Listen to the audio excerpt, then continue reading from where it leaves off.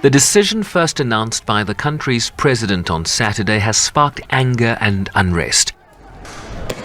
Even outside Parliament in the capital Dakar, where police fired tear gas to disperse protesters, while inside the legislature, opposition lawmakers sought to block proceedings.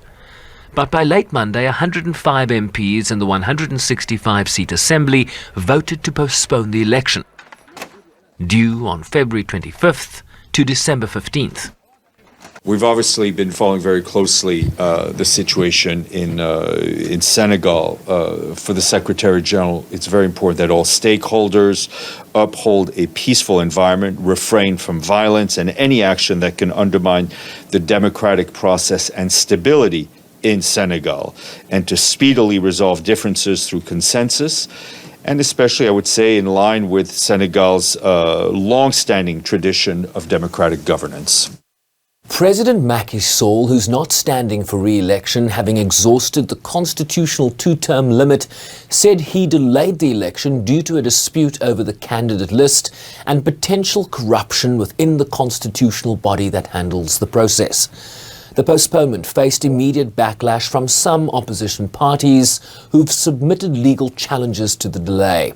Top opposition challenger Karim Wade, the son of former President Abdoulaye Wade, has, for example, been barred by the courts from running because of his dual nationality, his mother being French. Authorities have also limited internet access, citing hate speech and threats to public order. In a statement, African Union Commission Chair Moussa Faki Mahamat expressed concern about the political situation in the country and urged competent national authorities along with political and social forces to resolve the dispute through consultation and dialogue. Regional bloc ECOWAS took note of the decision and urged Senegalese politicians to prioritize dialogue and collaboration for transparent, inclusive and credible elections. The US State Department also weighed in. We are deeply concerned about the situation in Senegal and are closely monitoring developments.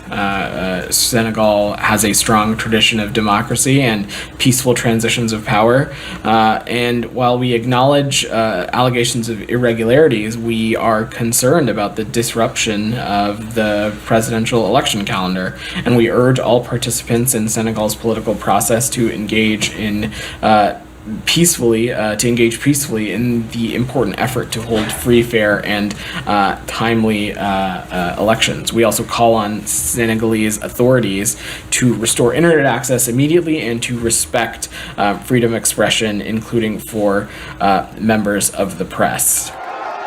In a note, ratings agency Moody's warned that a lengthy delay in the election would damage Senegal's planned fiscal consolidation by making it harder to implement policies, including the phasing out of energy subsidies by 2025. Shervin Riceby's SABC News, New York.